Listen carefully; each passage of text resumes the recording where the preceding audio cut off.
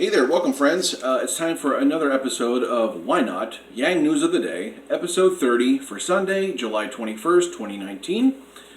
I have a poll to go over with you, an announcement, a tweet, and an article. It's kind of peculiar and funny. So stick around.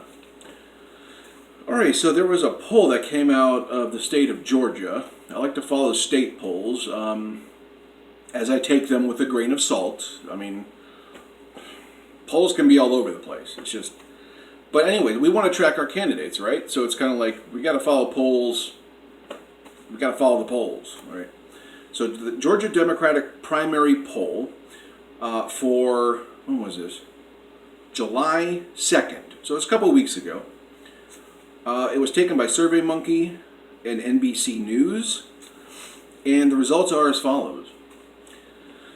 Biden, number one, at the top, of course, 31%. Harris, 15%. Elizabeth Warren, 13%. Bernie Sanders, 12%. Pete Buttigieg, 5%. Andrew Yang, ding, ding, ding, ding, 4%. Not too shabby. Castro, 3%. Booker, 2%.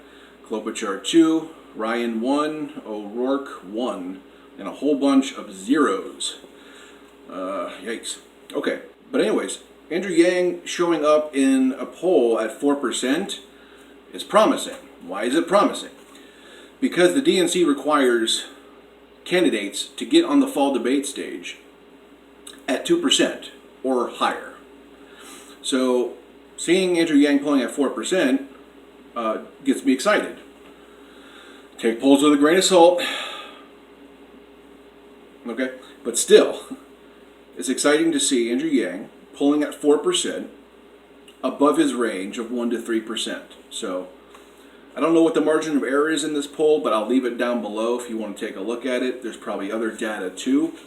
But 4%, that's a good stasis. If he can maintain 4% through fall, or 4% or better, he's in there. He already met the 130,000 required donations for September and October. He's just got to hold a stasis of 2% or higher. Okay, so moving on. There will be Ask Me Anything, an AMA, for Reddit Basecamp, Wednesday, July 24th at 10 a.m. So I will leave the link down below for that, and there's some other links in there too as well you want to check out. I think the AARP YouTube link is down in there too. I still haven't watched that yet. But so make sure you put a note in your calendar for the Ask Me Anything Reddit Basecamp Wednesday, July 24th, 10 a.m. All right, there's a tweet here I wanted to go over. Quote, "The Freedom Dividend is intended as a supplement to Social Security. There is no reason for elderly Americans to be struggling with day-to-day expenses in the richest country on earth." End quote. Okay, so this clears up a lot, if it hasn't cleared up this subject for you, that Andrew Yang will be paying the Freedom Dividend on top of Social Security. For the longest time, it was an opt-in for people on Social Security. Like, people could opt into the Freedom Dividend and forego their benefits in the Social Security program, but now it will be paid on top. It's a supplement to why can't I say Social Security? Social Security. Social Security. Sibilance. Okay. Social Security. Got it. I think I'm old enough where I just need to relearn things.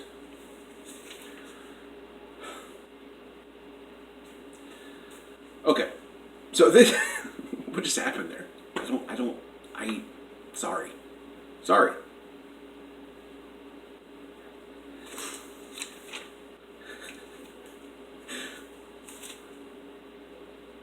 Yeah, so before Andrew Yang didn't have this squared away. He went on the Humanist Report. I've talked about this before. He went on the Humanist Report. He talked to Mike Figueredo. They had a long dialogue about this topic itself and how it was unfair to people on Social Security Said it. Right. It was unfair to people on Social Security. And, Andrew Yang changed his position because of this conversation.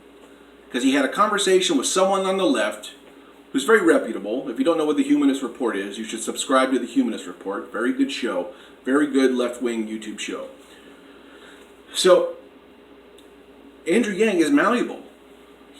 This is a good pivot. And remember, I said Andrew Yang was kind of naive. Not as a dig, not as a derogatory comment, just naturally naive on a few things. And this is one of them. It's okay. Everybody's going to be naive on something. So he fixed it. He pivoted for the better. The Freedom Dividend will now become a supplement to Social Security. So if you didn't have that squared away, it's squared away now. Now I don't know how that goes for people on disability who are not senior citizens. I would like to hear more about that. I haven't heard anything about that. He references senior citizens, elderly Americans in this tweet, but I haven't heard anything about people on disability who aren't senior citizens. So more to come. I'm sure he'll open it up for debate down the road.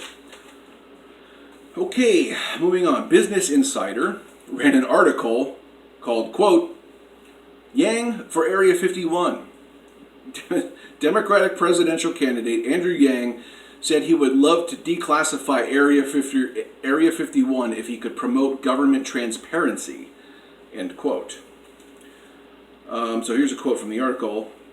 If you want to know what's going on in Area 51, Andrew says, you know who you need to get in the White House in 2020, Yang said with a laugh, end quote. Yeah, so he wants to declassify Area 51 information. That's awesome. That's cool. I don't know if that could ever happen. I just don't. Who knows? I mean, I love where he's going here. He's talking about this in the context of government transparency. We need government transparency. We need to know what our government is doing. Okay? I know there's certain things that can't be declassified, but if Andrew Yang is saying if there's stuff that's declassifiable, he's going to do it. He wants to do it for the simple fact that government transparency is important to him, and it should be important to us. Like we have the right. That's our government. Okay, it's not an outside entity. That's our government. That's your taxpayer dollars. That's your Congress. Okay. We deserve to know what's going on within our government, within reasonable limits, okay? I get it. We have an FBI, we have a CIA, we have a whole book of secrets, I bet. But we deserve to know. And did anyone, as a side note, did anyone watch the Bob Lazar Netflix special that just came on? Bob Lazar he claims to be a researcher from Area 51. He was even on Joe Rogan. He did a good show on Joe Rogan this past week. He has a Netflix special. Make sure you look up this guy, Bob Lazar. Really interesting guy. It's 30 years after he gave an interview about kind of being a whistleblower, blowing the lid off of Area 51. He got Area 51 on the map.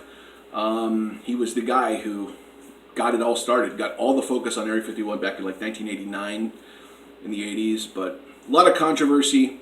I believe him. I believe Bob Lazar is a very believable, good faith character. That's just my assessment. That's my take. I'm sure you have yours. But anyways, check that out on Netflix. A little side note. Okay, so that'll do it for Yang News of the Day, episode 30, the Dirty 30, Big 3-0 for Sunday, July 21st, 2019. Like, share, and subscribe. Click the bell. I will talk to you soon.